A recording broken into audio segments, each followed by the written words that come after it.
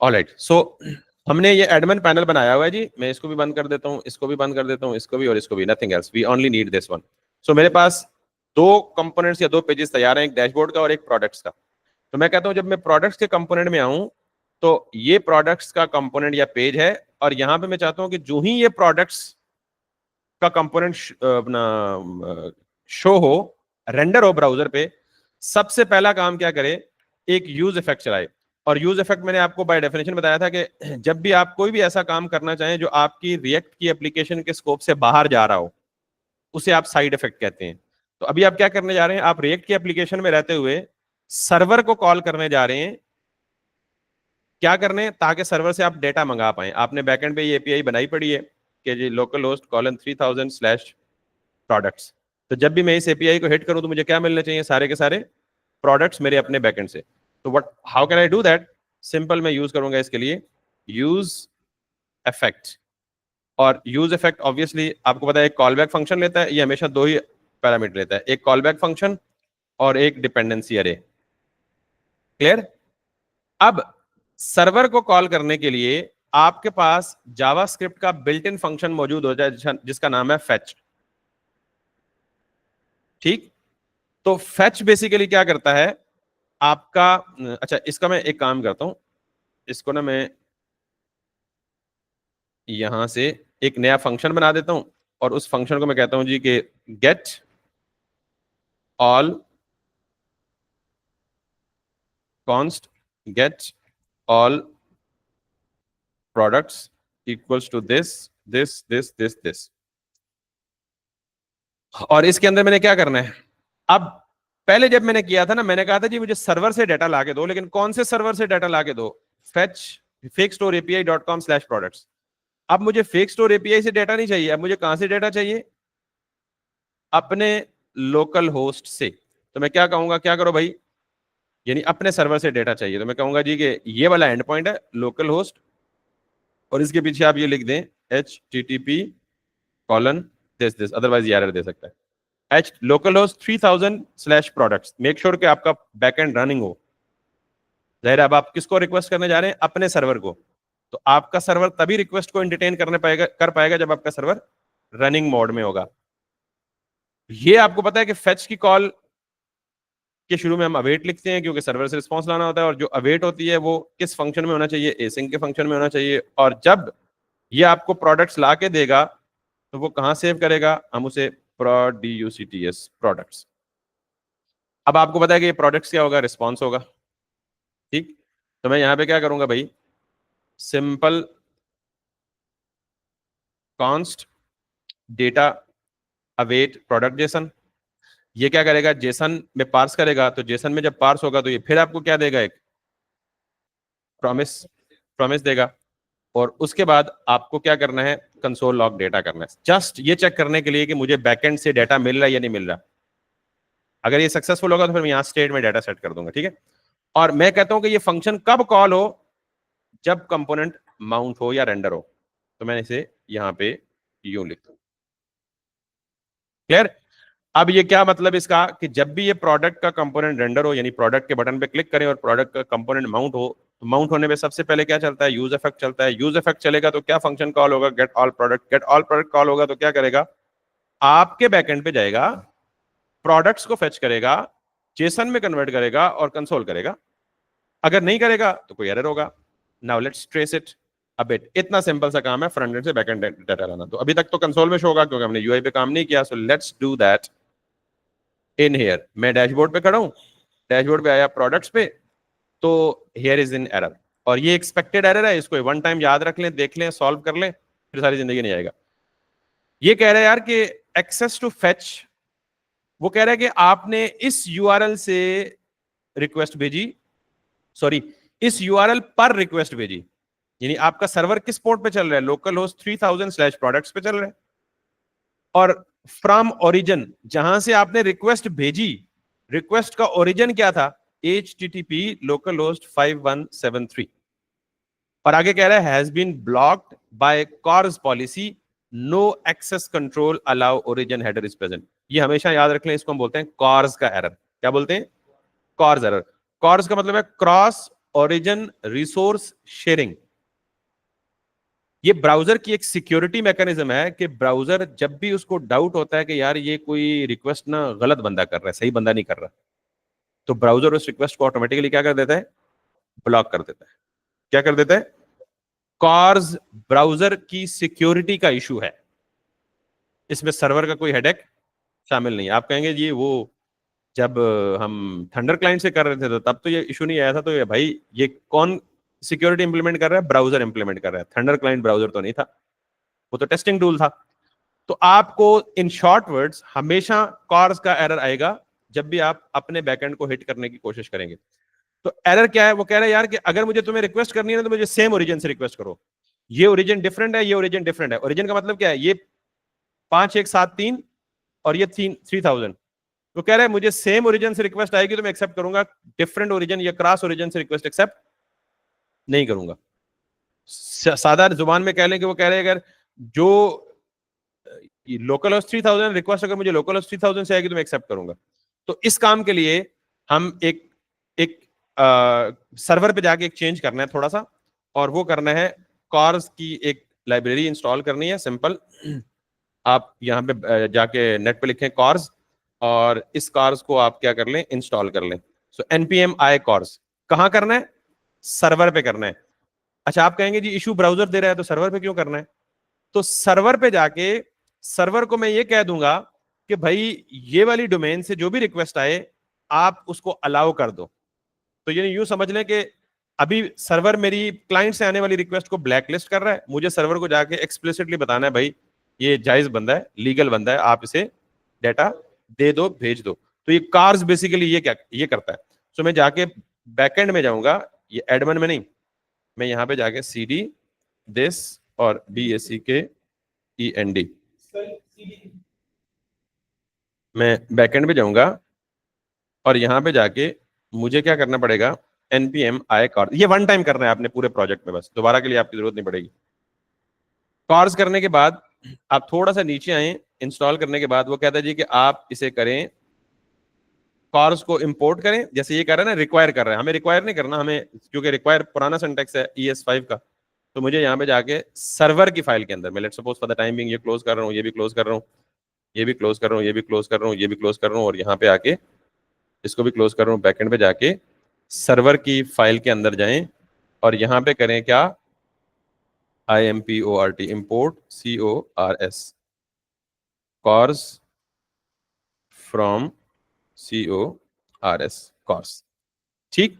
और फिर यहां पे आके जैसे ये किया ना app dot use body parser, बिल्कुल वैसे ही ऐप डॉट यूज और इसे कहें CORS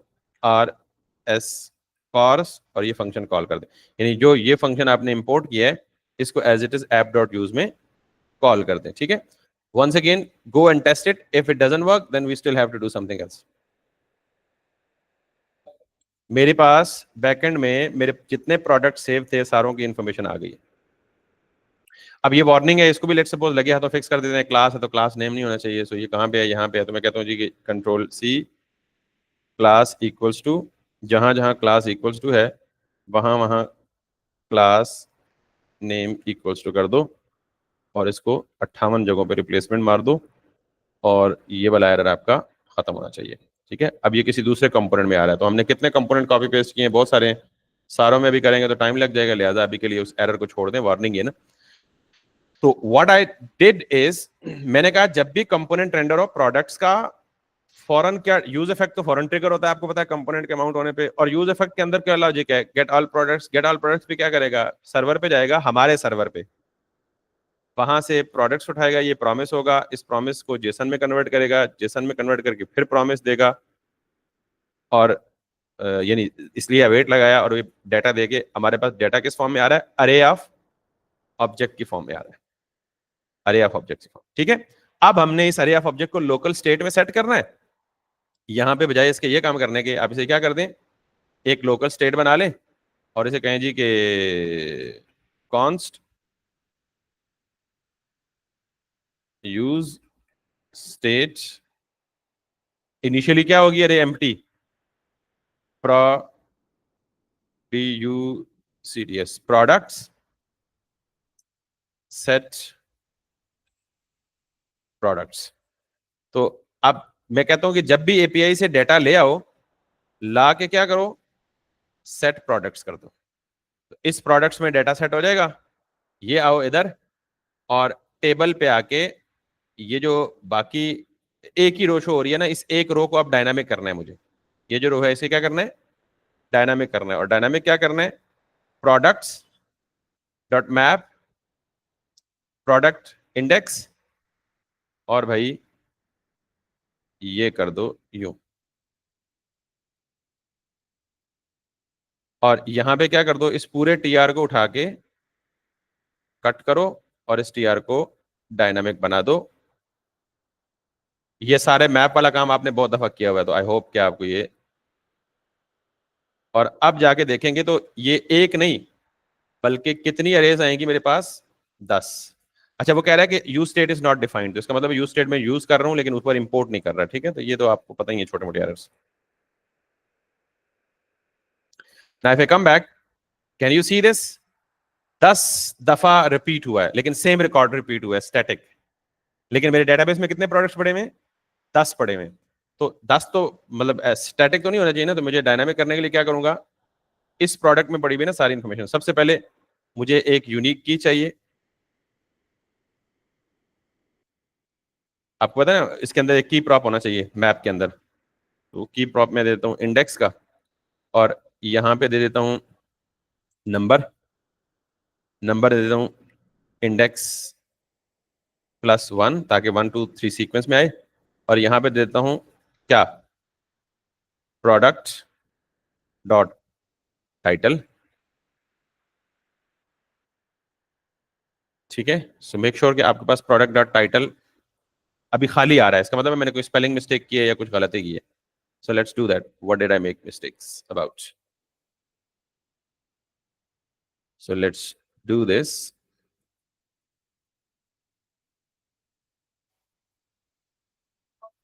ओके, मेरे पास डेटा नहीं आ रहा, तो आप एक काम करें कि आप यहाँ पे कंसोल भी करें ताकि आपको डेटा की फील्ड्स का पता लगे। लॉग प्रोडक्ट्स,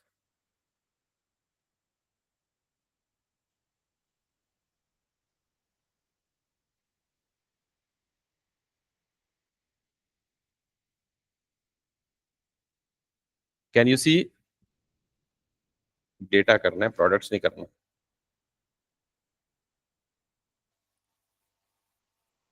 ओ, टाइटल हमारे पास है ही नहीं, हमारे पास नेम है प्रोडक्ट का। तो मैं क्या करने की कोशिश कर रहा हूं यहाँ पे,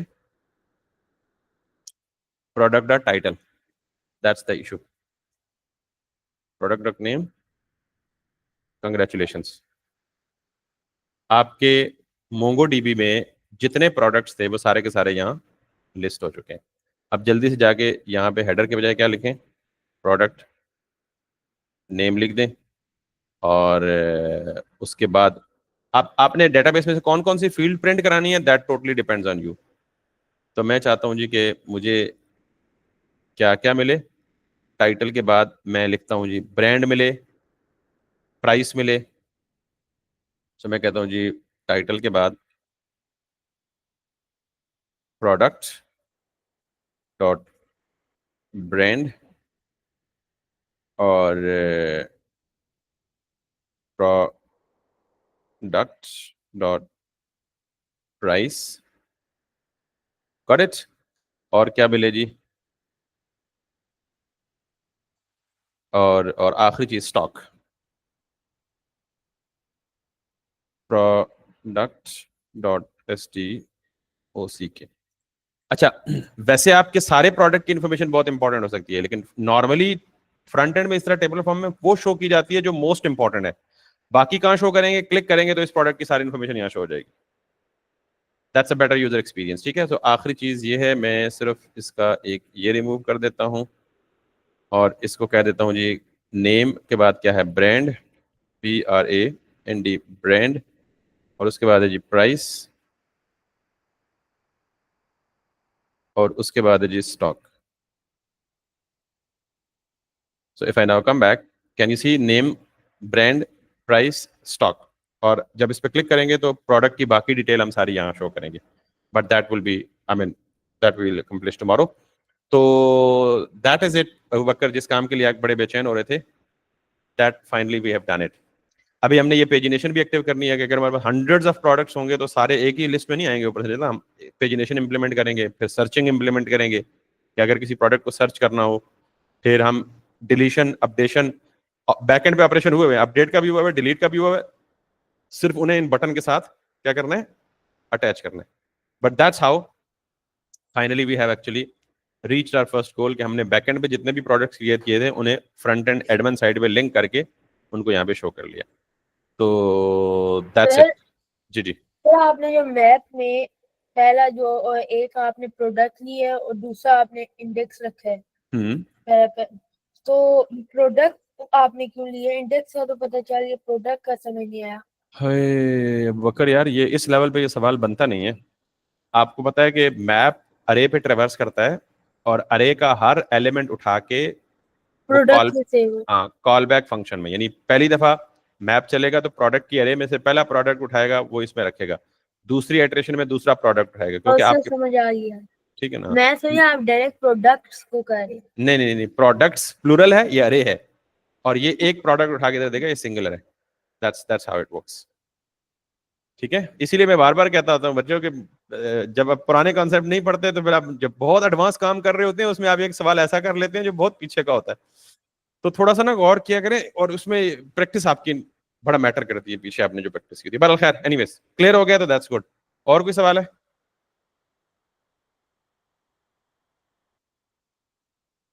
कोई सवाल?